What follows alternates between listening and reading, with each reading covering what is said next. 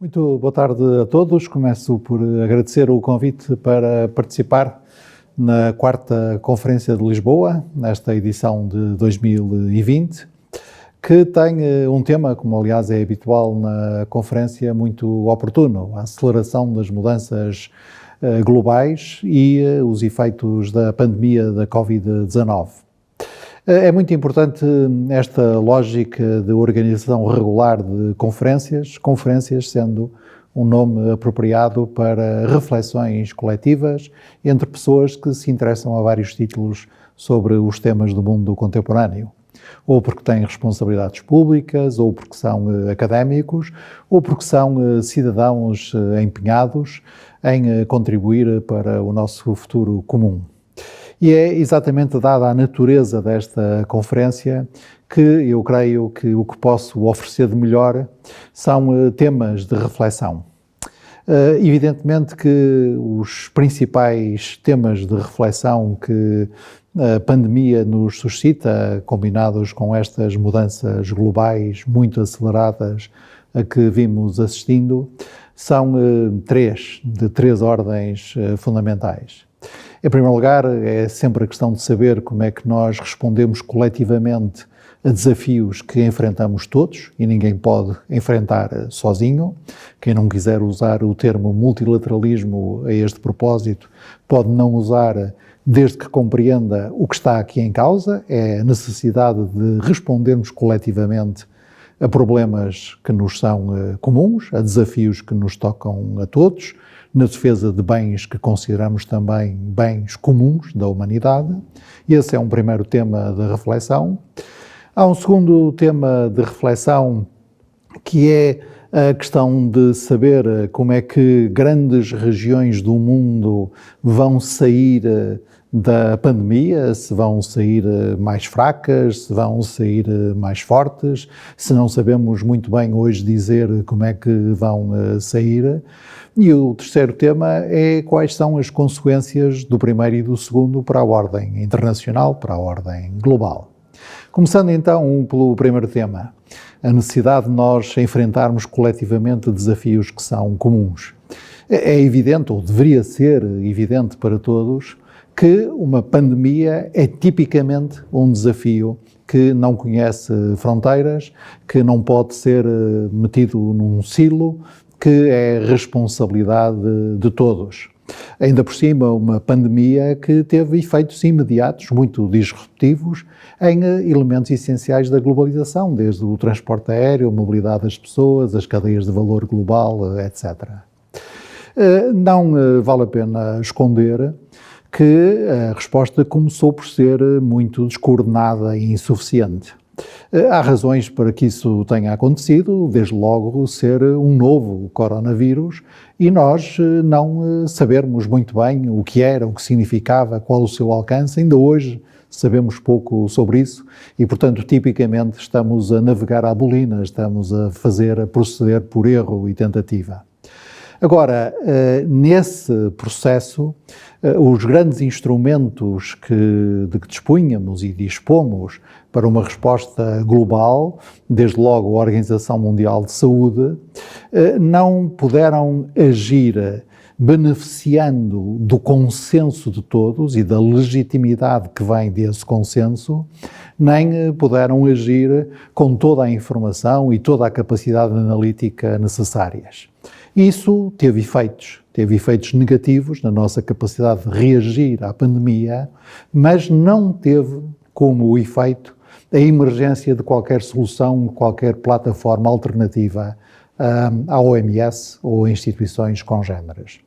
A evolução da pandemia também mostrou que lá onde nós conseguimos cooperar, lá onde nós conseguimos colaborar coletivamente, avançamos. Dou um exemplo muito simples, no âmbito da União Europeia, nós conseguimos repatriar mais de 500 mil de europeus que tinham ficado presos em aeroportos internacionais, em países distantes, por causa da quebra nas ligações aéreas, e conseguimos fazê-lo com muito mais eficiência do que aquela conseguida por cada um de nós, exatamente porque cooperamos. E, portanto, não há nenhuma evidência de que,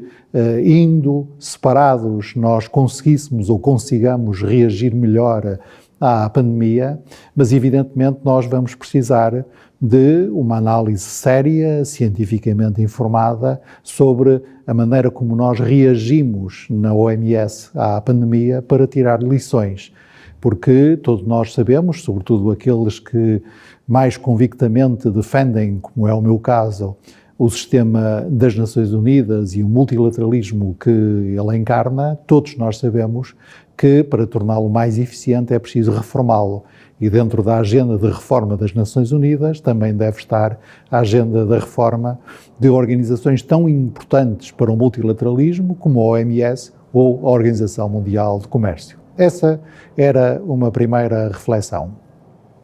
Uma segunda reflexão tem a ver com o seguinte: aqueles que defendem o multilateralismo, ou pelo menos boa parte deles, entre os quais eu me incluo, defendem também as virtudes da multipolaridade. É bom que o mundo seja multipolar, que haja vários polos de desenvolvimento, que haja vários polos de exercício do poder e de regulação e de influência. É muito importante que, para além da União Europeia, para além dos Estados Unidos, da Rússia, da China e de outros grandes atores globais tradicionais, nós assistamos à emergência da Índia, da América Latina, da África, do Sudeste Asiático e outros. E eu julgo que isso torna o mundo mais equilibrado, o pluralismo, a pluralidade, a multiplicidade dos focos de influência é uma virtude não só na ordem interna como na ordem internacional. Acontece que hoje podemos dizer que, em razão das consequências imediatas da pandemia, por exemplo, na América Latina, ou das consequências indiretas sobre o crescimento económico, as condições de bem-estar social, como é o caso da África, várias regiões muito importantes para este equilíbrio do mundo estão a ser muito fustigadas pelos efeitos da pandemia. Quando nós olhamos para a União Europeia, desde logo, para os Estados Unidos, vemos que esses efeitos são também muito fortes a norte, mas é evidente que a Índia, a América Latina, a África estão a ressentir-se e vão ressentir-se muito dos efeitos de travagem da pandemia sobre a sua própria dinâmica de crescimento económico, de melhoria social e até de avanço nas instituições e nas regras democráticas. E nós devemos olhar com cuidado para o mundo pós-Covid, tendo em atenção que se a Covid nos atinge a todos por igual e nenhum pode pretender estar imune a ela, ela atinge-nos de forma muito diferente. E aí é que eu me permitiria passar para o terceiro tema, quais são as consequências para a ordem internacional, e para terminar com o registro positivo, porque não há nenhuma lei que obrigue a análise a ser pessimista, tem é que ser realista. Para terminar com o registro positivo, gostaria de dar conta da capacidade que a União Europeia teve de, eu diria mesmo, se reinventar,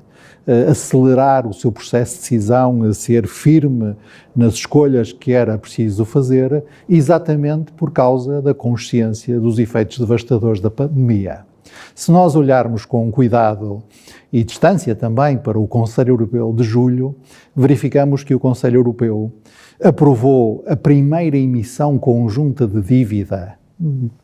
que a Comissão Europeia fará em nome de todos nós, emissão garantida por todos nós, e isso é evidentemente uma ação excepcional, mas não deixa de ser a quebra de um tabu que nos vinha paralisando. Como o Conselho Europeu abriu o caminho para formas de taxação à escala europeia, abrindo o caminho e até dando orientações precisas sobre a necessidade de aumentar os recursos próprios da União, recorrendo a novos recursos próprios e combinando esse recurso a novos recursos próprios com a transição ambiental e verde. E também verificamos que o esforço de investimento que a União Europeia tem de fazer para a recuperação económica tão rápida quanto possível, é também concebida por nós como um esforço de transformação. Transformação para aumentar a resiliência da nossa economia, da nossa sociedade e das nossas instituições, transformação para sermos bem-sucedidos na transição digital e transformação no sentido de levarmos completamente a sério os nossos próprios compromissos em combate às alterações climáticas, em preservação da biodiversidade, em salvaguarda desse recurso enorme que são os oceanos. E, portanto, permitam-me com este exemplo positivo dizer ou deixar à reflexão que sim, nós precisamos de continuar e ainda com mais vigor, continuar a agir coletivamente para responder a desafios que nos tocam a todos. Sim, temos que olhar com cuidado para como vai surgir, vai emergir o mundo pós-Covid, designadamente em matéria de diferenciação entre as diferentes regiões do mundo e também tirarmos consequências normativas, porque é possível agir coletivamente, é possível agir a tempo e nós temos que ter a capacidade e a vontade de o fazer, sob pena de a sorte dos nossos cidadãos e, portanto, a sorte de nós próprios ficar em perigo. Muito obrigado.